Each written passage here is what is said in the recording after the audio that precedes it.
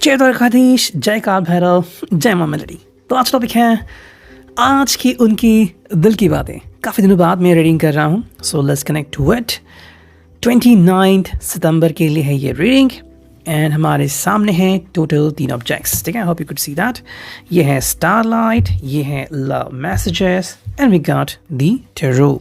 ठीक है, तो टेरो से हम करने वाले हैं reading, so let's connect to it. देखते हैं हमें कैसी रीडिंग आती है। Just minute.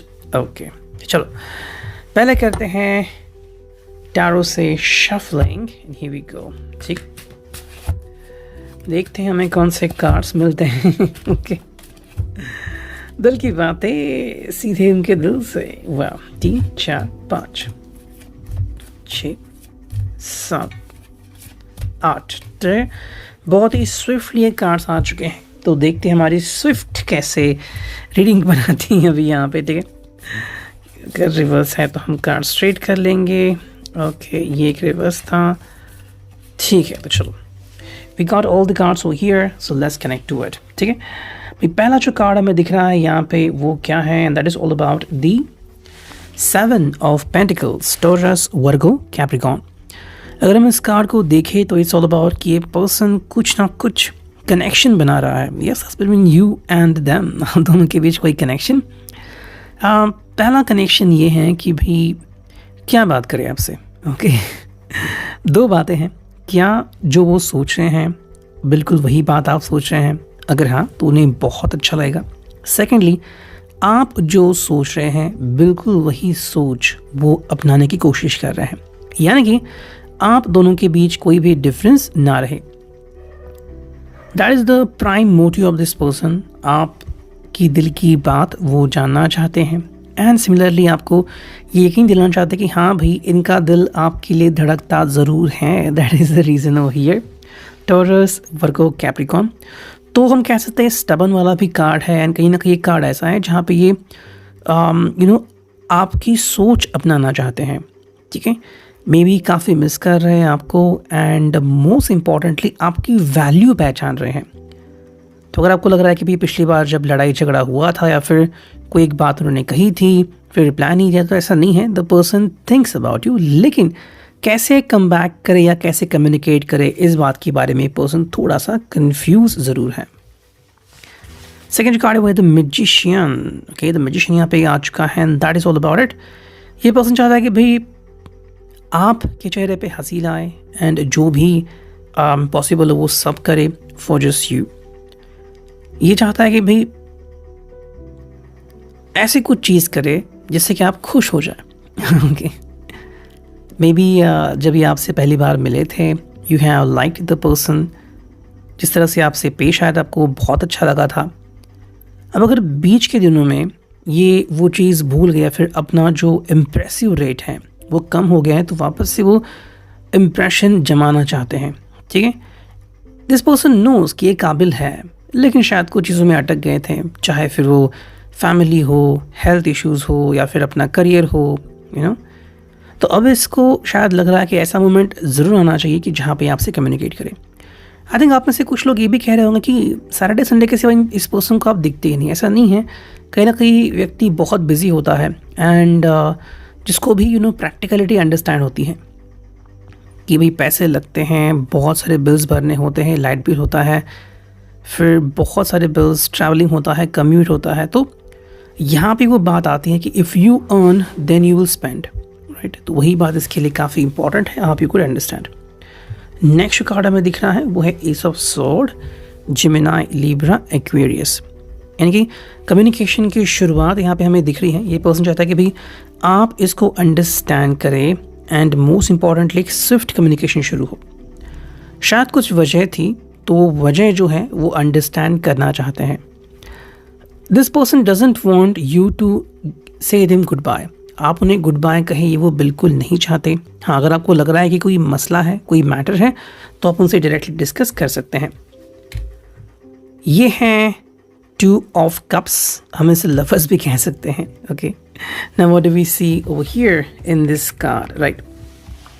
देखो, being the lover is what, यानी कि भाई कहीं ना कहीं पे यहाँ पे बातें ऐसी हैं कि this person is trying to communicate and connect with you.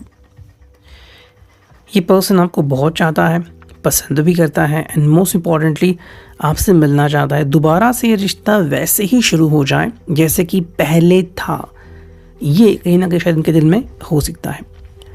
Reason ये है कि अब ये शायद आपसे दूर नहीं रह सकते, okay, and this person want all the closeness, आपसे क्लोजनेस पाने की कोशिश कर रहे हैं, चाहे आपके हाथों में लेना हो, किस हो, हक्स हो, एंड व्हाट्स नॉट, ओके, वो चीज़ें यहाँ पे हैं। नेक्स्ट जो हमें कार्ड दिखता है, द मून, इनकी थिंकिंग प्रोसेस ज़ोर शोर से शुरू है।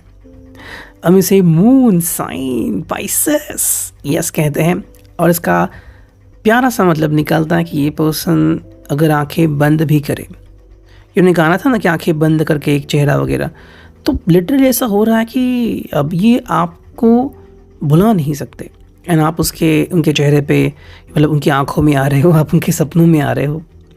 तो वही बात है कि थिंकिंग बहुत ज़्यादा बढ़ गई है, लेकिन हाँ, आपके हिसाब से शायद वो कुछ प्रैक्टिकली नहीं कर रहे, वो एक रीज़न हो सकता है।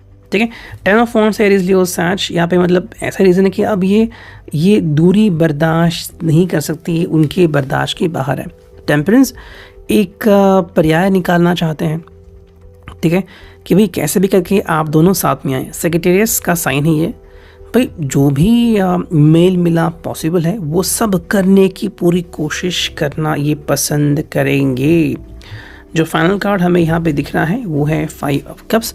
ये उनकी करंट फीलिंग है। विदाउट यू, आई थिंक गाना था, न्यू का गाना था, NEO, विदाउट यू, अशर का गाना है, सॉरी डेविड गेटा का गाना है ये, तो आप उसको रेफर कर सकते हैं, गाना बहुत अच्छा है। एंड सिमिलरली यहाँ पे है कि ये पर्सन विदाउट यू वाली ज़िंदगी जी रहा है, कि अगर आप नहीं हो तो फिर इसकी ज़िंदगी में क्या है।